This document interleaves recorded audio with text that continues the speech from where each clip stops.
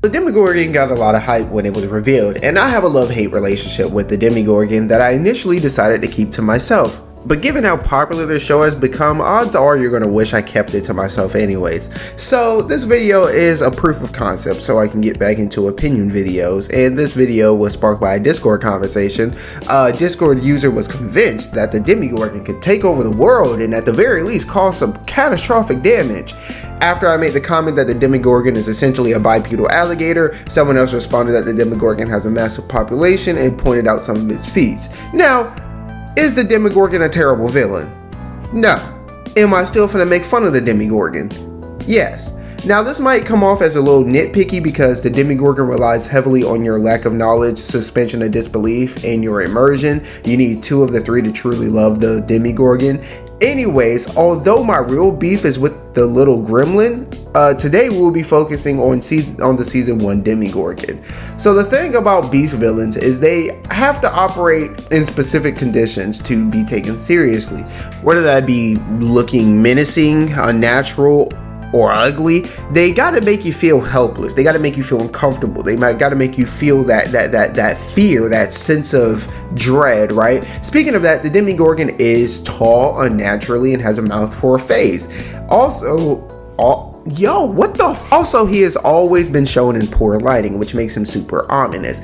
And the Demigorgon is well executed because on first watch, I, or you, forget there's beasts like this in the real world. The Demigorgon's time on screen is very fleeting. It's like every time you forget about the thing, the writers remind you that he's still lurking, which again is good execution because of its, his humanoid build. Because of his humanoid build, you don't really compare him to other animals, and because of his weird skin and mouth face, you don't compare him to other humans. Why is this important? Because the mythical nature of this Demigorgon begins to unravel when you realize he's basically a bipedal alligator and is essentially the basis of this the basis of this critique. Alright, let's get started. So the story starts off with this guy hauling ass, and whatever the hell caused him to run is nowhere in sight because homeboy got in the wind. Unfortunately for him, he gets the all too cliche thing that normally works well decides not to work because you're about to die. But to be fair, elevators do be taking a sweet ass time. But of course, when villains can't run for shit, they teleport, and you could say that whatever ate him guessed that he would use the elevator as an escape pod, but I doubt it. The Demigorgon is dumb as hell. He's fucking stupid. Anyways, fast forward, Will is cruising. Oh, he's cruising. He's on a bike. He's cruising down the street with a mean-ass bowl cut. Bro could fit 6 servings of tricks in that bowl. God damn.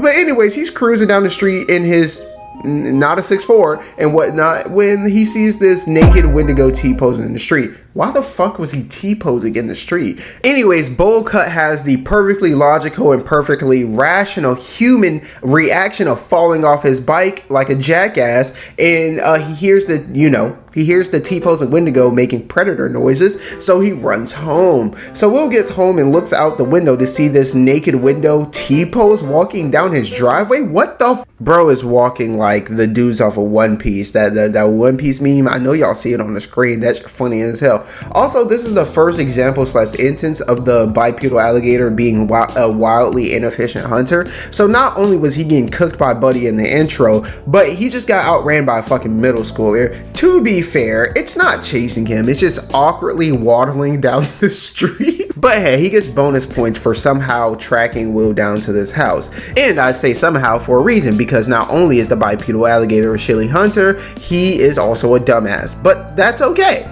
Anyways, Will smartly grabs the phone and dials, shit, look like 911. But it's a horror show, the police can't get involved because this would be over by dinner time, and we don't want that. We need to make money, baby. But apparently the Demigorgon can unlock doors, but I'm pretty fucking sure he can't actually use the door. He can't fucking use the door. He unlocked it for no reason. Anyways, Will gets pressed and leaves the house, which could be smart or dumb depending on how you judge this next scene. Apparently Indiana has a stand your ground law, because next time you see Will, this man is posted up with the car 98.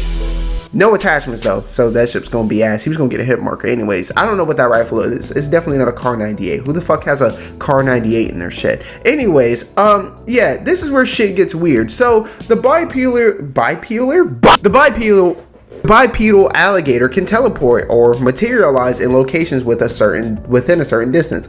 I don't remember him doing this a lot in the later seasons. I genuinely can't remember if he does this after this episode. But anyways, Will sold. He fumbled. See this guy here? This is Aaron Third Eye Yeager, okay? And he's definitely going to teach you proper horror film at fighting etiquette when you're at a disadvantage. If you find yourself in a situation where your opponent, or in this case attacker, is transforming or materializing, steal his ass immediately. Pause. What the fuck are you doing, Goku? Like, don't let the nigga transform. Like, what do you have the rifle for? He doesn't even point it. He doesn't even point it at him. All right. Despite having a mouth rated E for everyone, hey, fucking yo, the bipedal alligator just abducts Will. The next time you see the bipedal alligator, I'm gonna refer to him as Bobbit from now on. If you want to unlock a new fear, search YouTube or search for the Bobbit worm. Anyways, bro is built like a Subnautica Leviathan. Anyways, next time you see Bobbit, he is gonna abduct a lady. So the main character daughter lady main character daughter lady is trying to get them Doonies ran. She's trying to go to Spring Break Miami. Nonetheless, Nancy, her name's fucking Nancy. Oh shit, her name is Nancy. That's what I wrote in the script. Goes upstairs and I'm out of town, thugging with my round. My coochie pink, my booty hole brown. Where the niggas I'm looking. So Barbara is cooling outside. She got hoed for real. Anyways, she's bleeding, and apparently blood summons Bobbit. Anyways, Barb's waked up covered in slime and spit something out her mouth. A fucking yuck! Not gonna lie, Bobbit gotta be on the list. Bobbit gotta have a conversation with all his neighbors every time he moves. What the fuck was this? So Nancy is in the upside down.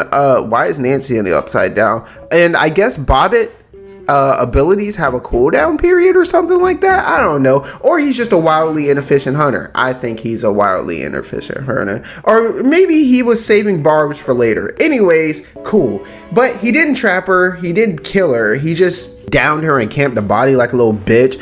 I don't think it shows up in this season, but Bobbit can move very well as a quadrupedal and is presumably very strong. But through the first 3 episodes, he's mostly just an ambush predator and struggled heavily against pretty much anyone who fights back. He got Barbara, but Bobbit grabbed her off a ladder. But it's wild that she made it there in the fucking first place. I wrote down that Bobbit tries to break into the house, but I didn't put his timestamp and I can't find it. So, source, trust me, bro. Anyways, this guy is going to explore the underneath, and we're gonna call him the Jelly Knot. So the Jelly Knot enters the underneath. Yes, I know it's called the upside down. Fuck off. So the Jelly Knot enters the butthole. Holy fuck this show. So the Jelly Knot starts panicking, and they try to reel him back in, and the line starts violently ragdolling and squealing. Why is the line squealing? The line isn't squealing. The Demigorgon is squealing, and all that's left of the Jelly Knot is a bloody hook. It's implied that he was violently eaten alive, but honestly, it probably tore him from the hook and then ate him or stored him somewhere. I don't fucking know. Bobbit is a shitty hunter. Also, they sent the Jelly Knot into the underneath unarmed, even though they are pretty sure there are dangerous creatures in there. And they already know there's a dangerous creature, and like they already had the fucking Demigorgon in the place. So why would you send him into his homeworld without a weapon? That's dumb as shit. So not only did they sacrifice Jelly Knot, but they never care to think, hey, if we can send Jelly Knot into the butthole to see monsters, can monsters come out the butthole to see us? But hey, he has a suit, and I'm a fucking dropout. So what do I know?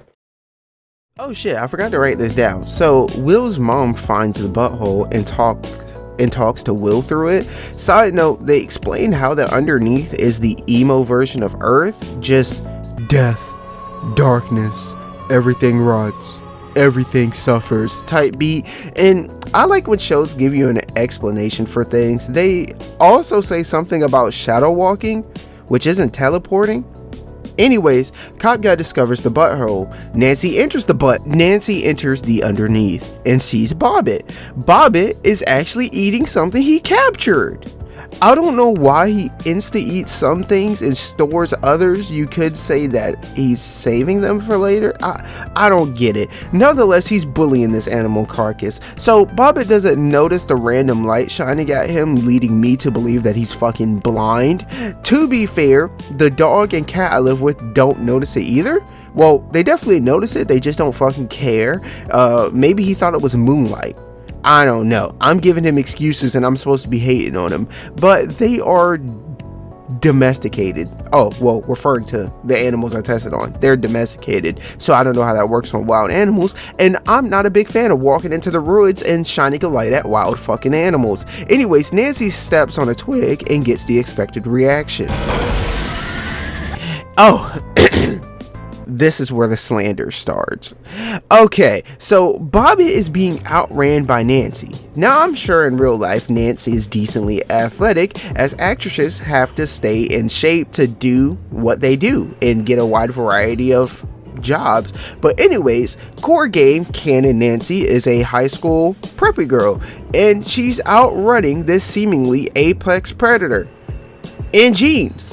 She's also screaming, and despite hearing a twig snap from a decent distance away, Bobbit has a hard time tracking a screaming high schooler in an empty forest. Now, Bobbit eventually cuts Nancy off, but she outruns him and hides behind a tree. So Bobbit walks by her because he's blind and apparently only tracks via sound, and it makes a bunch of noises, which kind of makes it seem like he's using echolocation, but no, it's just movie flair. But if he does have echolocation, he is the worst fucking predator of all time, because you just, as a human, you can't beat echolocation. It's waves. You can't beat fucking sound waves. So if the motherfucker can track stuff with sound waves, I don't understand how he didn't see the girl hiding behind. Anyways, I enjoy the movie flair and whatnot, but Bobbit doesn't hear main character 4 calling out Nancy. What is his name? I forgot his name. He's main character 4 for now. So she doesn't hear bowl cut main character 4 calling out Nancy.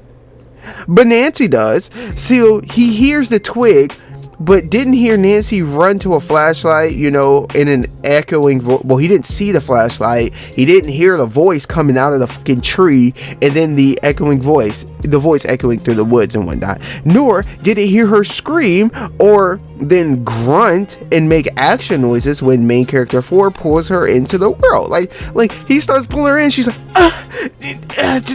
struggling noises, to let you know that they're clearly doing something that requires a lot of physical energy, and Bobbit doesn't hear. Anyways, so later on, Padawan sees Bobbit in, I'm gonna call it purgatory, and he walks up and pokes him for some odd reason, and he reacts. Well, I guess you can guess how he reacts. So at the end of episode 7, Bobbit is stalking Will, and despite the fact Will isn't making any noise, it burst through the wall, signaling that it found him. Now, Bobbit doesn't have object permanence. It's evident from when he chased Nancy. So that's not how he found Will.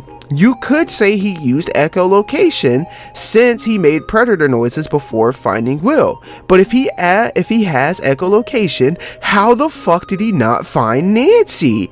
You could say he has a great sense of smell, and Will is presumably the only human in the underneath. Not to mention, the motherfucker probably definitely hasn't bathed since he's been abducted like 2 or 3 weeks ago, and since he's a human and the only one in the underneath, he might have a very peculiar or unique smell. Well, in that case, how the fuck did he not find Nancy? This, ladies and gentlemen, is what we in the anime community call plot armor. To be fair, there are a lot of instances in real life where people survive things that they shouldn't. People escape things that they shouldn't. So 1 or 2 instances of plot armor is okay, especially in a longer series. But Bobbit is supposed to be the creme de la creme, a presumed apex predator, right? He kills a scientist in the first minute of the show. He eats a jelly knot before he can be reeled back to safety. The show wants you to believe when this fucker walks in the room, your choices are hide or die, and that's why the government in this show is shown to be terrified. And you know what I'm saying? Terrified not only of this thing, but the world that it came from. But despite being an apex predator, this bipedal reject alligator cannot catch a fucking middle schooler or a high school girl in its own backyard. That's like you, yes you, right fucking now, being thrown into a swamp, whether you're naked or fully clothed, right fucking now, and you out swimming a fully developed adult alligator or crocodile. That makes no fucking sense. Either you are a superhuman or that crocodile is fucking inept. Anyways, Bobbit is like that dude from Fire Force, right? He's this undefeated super warrior, right? He's the most focused, dedicated assassin on the planet. He's buffed, he's 95% muscle and whatnot, right? But he has no weaknesses at all. But you know what I'm saying? The guy in Fire Force, he is undefeated, never lost a fight. But his one weakness, his one imperfection is bad bitches with anime thighs. And Bobbit's weakness is high schoolers and middle school guys. Bro, what? Anyways, in the final episode of season 1, Bobbit teleports into the Bobbit's household and apparently has a maxed out stealth stat as he sneaks up on main character 4 and mounts him. Pause. I'm pretty sure main character 4, I think his name is Johnathan. I think y'all would rather me call him Johnathan and that be wrong than saying main character 4. Anyways, yeah, Bobbit mounts him, pause, and drools in his mouth. Ain't fucking yuck. Again, Bobbit insta-kills adults, but man, he loves these high schoolers. So Bobbit catches a few rounds from a revolver, and I'm not an expert, but that gun looks like more of a wounding or deterrent PDW, not I'm gonna hunt thick-skinned creatures weapon. But hey, the only gun I own is a BB gun, so who am I to talk? Also, I think I was trying to make a point that the reason why the revolver didn't kill him is because it's small. Anyways, also I can call Bobbit, I call Bobbit an alligator, or say he has air quotes thick skin, but his skin can't be thicker than a human's or any other domesticated mammal you could think of, because you can clearly see all of his bones and whatnot. You see his fucking elbows, his ribs, the whole 9 yards, right? You can almost see his fucking heart beating. So these bullets should pretty much tear right through him, or at worst, embed in his body. Again, to be fair, even if this was a man or a drugged up man, in theory he could survive a couple shots from a small revolver or a small variety of a variety of small caliber weapons depending on where he is hit. So you'd have to hit a lucky or well placed shot to kill an animal with these small weapons. And to be even more fair, Nancy shouldn't be able to hit a well placed shot in this situation. She, like a majority of untrained people including myself, would be more focused on just hitting the fucker in general, not hitting specific areas on said target. And to add to that, there isn't a Demigorgon anatomy class in Stranger Things, so she wouldn't even know where to shoot in the first place. But I'm explaining this because, as you're about to see, Bobbit is a terrible fighter. And I will admit, I am pretty fucking sure there are not hand-to-hand combat classes in the underneath. But, just saying, there aren't hand-to-hand fighting classes for cats. And they be throwing hands. Anyways, it leads me to believe that Bobbit is an ambush predator. And a lot, if not a majority of ambush predators will give up on an attack immediately after receiving enough damage or realizing it's not worth it. As if they take too much damage and become handicapped, they lose their ability to hunt, which means they're going to starve to death. Bobbit should have reached this limit like 2 times over by now. Anyways, Bobbit slowly walks up to Nancy, and he's slow as shit when he walks on 2 legs, so I have no idea why Bobbit finds this effective while hunting or in a life or death scenario. Anyways, Bobbit gets snuck, and he's getting his shit rocked by Preppy Boy. Bobbit then gets stuck on a bear trap and set on fire. Although he should have left earlier, Bobbit teleports despite flailing and burning.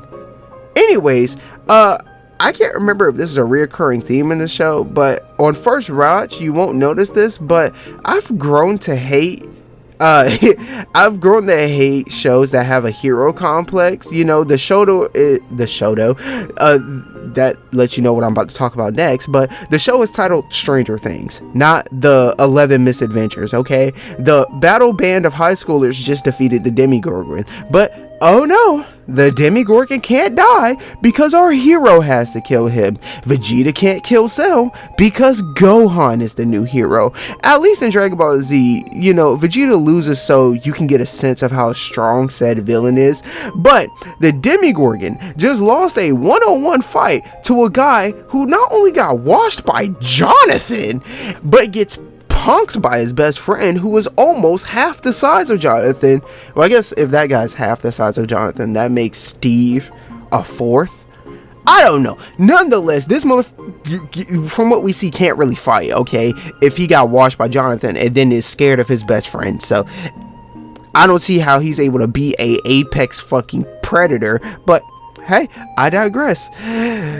Yes, the Padawan has a cool scene to establish herself as the main character, Hero Girl, but she kills something that was outran by a scientist, lost a game of hide-and-seek to a 12-year-old in his own backyard, might I add, and lost a fight to an undersized high school bully. Rant over. Basically, Bobbit should have died there, but oh no, Bobbit can't die, he has to die to Ellie. Now, to be fair, the show, to be fair to the show, they do establish sometime in the later seasons that there isn't a Demigorgon, there are Demigorgons, plural. So you could say the Buyer gang killed a Demigorgon and Ellie killed another one. But fuck you, cause you're right and it makes my argument look weak, so fuck off. Anyways, Bobbert returns to make an appearance at the middle school to presumably attack Ellie. Anyways, Demigorgon first appears audibly and he's getting shot at by fully automatic weapons and he breaks through the door.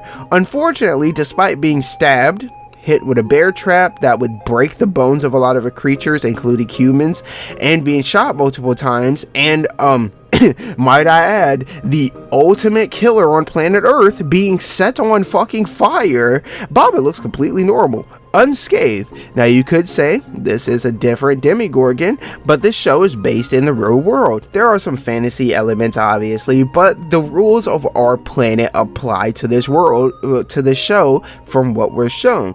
Whoever is raiding this building is the Hawkins, Indiana equivalent of a SWAT team minimum. They aren't shooting that many bullets in the first place, and they definitely aren't missing that many shots. So at best, Bobbit should have burst through the door in a panic, as he did, but with visible wounds or damage. He ran from the SWAT team despite taking no damage at all. And if he's hurt, you know what I'm saying? If he's that hurt, why didn't he just teleport like he does all the other times? Is his teleport on a timer? If so, how come he teleports in the house, then less than a minute later teleports out of the fire? Different Demigorgon. Bro, didn't I tell you to fuck off? Fine. Anyways, Bobbit Jr. comically gets hit in the face with a slingshot. Jr. reacts by peacocking. Anyways, he menacingly walks up to the kids, and when you see this in shows, they make it seem super slow, but it's so you can see everything that's going on, or how a lot of people describe time slowing down in scary situations. Anyways, he walks up to the kids, which is a wildly inefficient way to hunt. Junior is then thrown into a wall by an angry Ellie. She then walks up to Junior, negating her range advantage. Also, despite her powers taking a massive toll on her body, she's really milking this. Anyways, I understand it's a show, but once you watch this from a critique perspective, Ellie kind of looks like a masochist here. Anyways, she then disintegrates Junior. Disintegrates. Yeah, she disintegrates Junior, and that's the end of Bobbit the Demigorgon, or if you want to give the show some leniency, Bobbit and Junior. So overall, the Demigorgon is pretty cool, but at the end of the day, he's no better than Ghostface as a killer. The Demigorgon is shown to teleport and have great ambush skills. He's very stealthy, and despite his insanely thin skin, he's rather bullet resistant, but I think it's more of the bullets just lodge into him and somehow never hits his heart or any vital organs, or maybe he's just built in a way to where, you know what I'm saying, all his vital organs are in odd spots that people normally don't aim for. Anyways, I can't tell if he takes slash damage, but he definitely takes pierce and strike damage. The Demigorgon gets stunned a lot too. It's like fighting a 8-foot tall house cat with wet hands and a water pistol. The Demigorgon was able to kill 2 people from whom it caught off guard, but once faced with people aware of its presence, it becomes a shitty hunter. I jokingly call it a bipedal alligator because alligators and crocodiles are bullet resistant. Of course, they have their weak spots, and there's always specialized bullets. Anyways, so in conclusion, is the Demigorgon a good villain? No. First off, it's a beast villain, so it has really no sense of strategy or motivation. It's basically a predator slash opportunity killer. He's better as a tension riser, you know what I'm saying, or a scary face than an actual villain. Is the Demigorgon a real threat in universe? Not really. I mean, it's a threat to the game because not only are they never prepared to fight the thing, outside of this one scene, I can't remember them ever preparing to kill a Demigorgon again, you know what I'm saying? This show takes place in the 80s. If we're going with our multi-Demigorgon theory, the first Bobbit was killed with fire and doesn't like fire at all. Incendiary bullets were invented around 1912. The government could easily get their hands on these, and not to mention flamethrowers, but that would be a little unethical. Also, I believe they capture one of these in just like Battle Los Angeles, the movie. Once they find your air quotes heart, there's little any beach creature of this size can do to, you know, stop it. There's a variety of bullets and weapons you can list that can incapacitate or kill the Demigorgon. So in universe, not really. Just like all the animals in the world, yes, it can kill underprepared and unaware people, but outside of that, they are no real threat. As for the real world, the Demigorgon wouldn't be a threat at all. In fact, he'd be a fucking like zoo animal or a Twitter thread as soon as he's discovered. You know what I'm saying? Like, we live in a world where people hunt bears, alligators, lions, all kinds of apex predators. Even apex predators in the fucking water get hunted. People, you know what I'm saying? Whaling is a legitimate fucking thing. People kill orcas, all kinds of shit. And even though the Demigorgon ate some revolver shots in the show, in real life a hunting rifle would tear through him. And that's not to mention that even, you know what I'm saying, humans fucking made what are those things called, the thing from Ice Age, mammoths, right? Humans hunted mammoths to extinction as Neanderthals, right? That was before we had all these tools and stuff. So yeah, the Demigorgon is a terrible villain. Even if you disagree with me, I hope you enjoyed the recap of Bobbit's appearances. If you want me to go over why I think Ellie is a horrible hero, let me know in the comments. I ain't gonna lie, I'm probably gonna do that Ellie video and I'm gonna be hating the entire time. But yeah, we're finally at the end of this, and this is gonna include one of many opinion videos I'm about to do while we wait for Armored Core and whatnot between game releases in. But hey, until we beat that video or the comments, remember, even though man, because we know we up next, sponsored by Atari, and join to be hopping. The octopus said the same thing to Yoshi. It's about being patient, picking the moment. So snap out of it. You can't let a couple of losses blow you off course. You don't have to win now, just someday. Slow and steady wins the race, right? Well, it kills the octopus.